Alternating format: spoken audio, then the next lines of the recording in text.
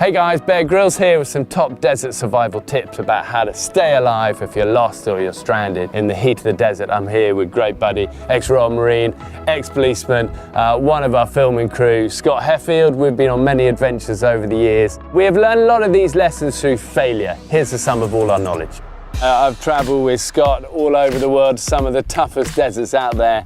They are brutal, unforgiving wildernesses to be, and I don't know what you think, but I reckon out of all the places we go, jungles, deserts, mountains, the real hot deserts are going to kill you faster than anything. I remember when we went to the Australian desert once, and we always get a briefing from the search and rescue crews before we drop into these places, and they gave us the advice that they said if you get dropped into this heat, it was like 130 plus, you get dropped in here with no water, no survival skills, you'll be dead in 6 hours. Don't mess with hot deserts. Be prepared, like the scouts say, be smart. There's so much good survival is about planning well. For me, I would go number one, go hungry and conserve water. When you eat, that uses up precious fluids. To digest protein takes up water in your body, so go hungry and conserve your water source, whatever that is. And if you're really in trouble and you're well hydrated, you can drink your pee, but we're going to tell you why a bit later. But mine is go hungry, conserve water. It sounds obvious, but don't travel during the daytime. 120, 130 degrees, maybe early morning and late evening, but rest up during the day, find shade, and just try and travel in the late evenings or at night time if you have to move at all. People don't often think about this, but actually, they try and battle on through the heat of the day. And a big lesson is with deserts, don't try and beat the sun. The sun is going to win. You've got to get into the shade. So if you can, find shade, even if it's behind, rocks or behind trees or under, if you find any small bushes, you move around as the sun moves and you follow that shade.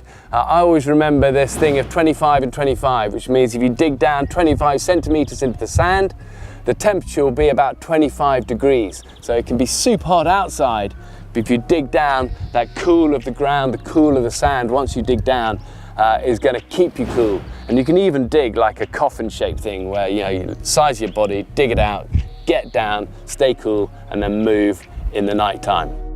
Right, if you're caught out in the sun, you've got to get something on your head. If you've got a baseball cap, great. A big rimmed cap is even better because you want to protect the neck. But if you've got nothing else, a spare t-shirt or jacket or scarf, get it over your head.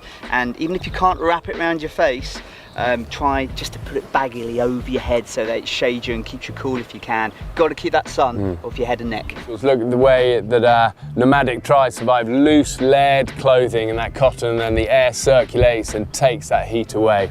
But yes, hat and glasses, He's the smart one today with the hat. Luckily, this desert isn't too hot, but wear glasses. If you don't have glasses, you can use charcoal under your eyes like the American footballers do. That takes the glare away. You can get sun blindness just as much in the desert as you can in the snowy mountains. So protect your extremities, your head and your eyes. You need your eyes as a survivor. People might not think of this, but don't cause yourself any more issues. So if you have to move, you're trying to get to safety, back to civilization, you've got to move across the desert, but a simple thing could actually end everything.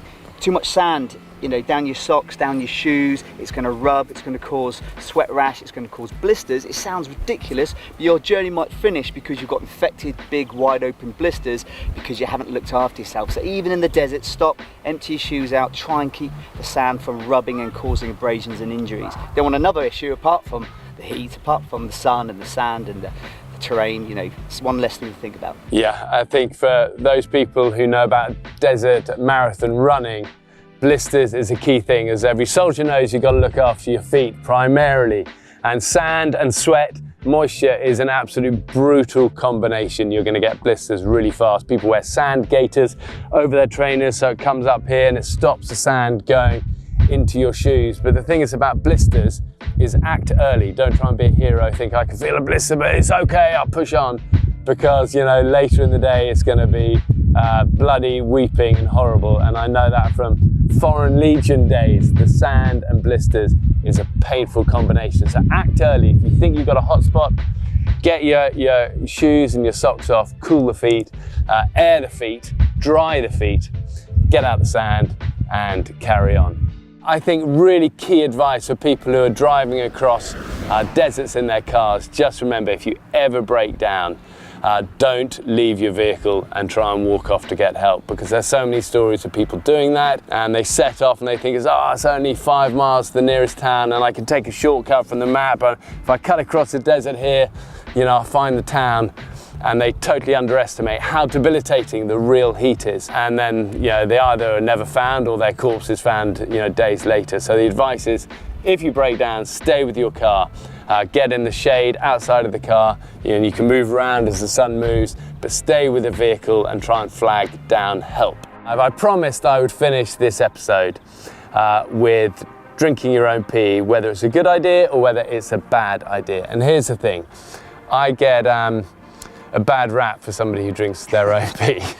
Does follow me around, you know. But generally, you don't want to be drinking pee, because pee is waste product, and especially if you're dehydrated, if you're peeing out, you know, dark yellow, brown pee, that's pure waste product. It's not going to help you. But if you're stranded in the desert and you're well hydrated, you've got to conserve all forms of water source. And you know, you might have a bottle of water and a well hydrated bladder, and therefore don't just be peeing that away, you can mix it with your other water sources. But well hydrated pee mixed with other fluids as well, if you're hydrated, can help to keep you hydrated. So yeah, so there you go, there's the definitive thing on pee drinking. Things, I'm not one of these people who does have health benefits. I keep getting people writing me going, you know, I do it every morning at home, you know. That's a bit weird. But it is funny watching some of the celebrities we work with drinking, though. Yeah, yes. That is quite amusing. But the thing is, you know, it's like all these things, it's not as bad as you might imagine. It's warm and salty, isn't going to taste very nice. Pretty bad. But if you're stranded in the desert and you've got nothing else, and you're hydrated and you're desperate, drink your pee, save your life. It's about digging deep, doing the unimaginable. To recap, go hungry, conserve water. Eating food can deplete your fluids. Don't travel during the daytime. If you can, find shade or dig a hole to stay cool. Shade your head, neck and eyes. Keep sand out of your socks and shoes. If you're driving through the desert and break down, stay with your vehicle, find shade and try to flag down help. And generally, you don't want to drink pee, but urine can supplement your water supply in cases of emergency. Okay, so thanks for joining for that episode of Desert Survival. Just remember, be smart, be prepared, plan ahead, let people know where you're going in advance. So if you don't turn up, you know somebody is looking for you. So many problems with people getting lost in the wild come from people not knowing somebody is lost. So tell someone where you're going and when you're due back. It's a great safety measure.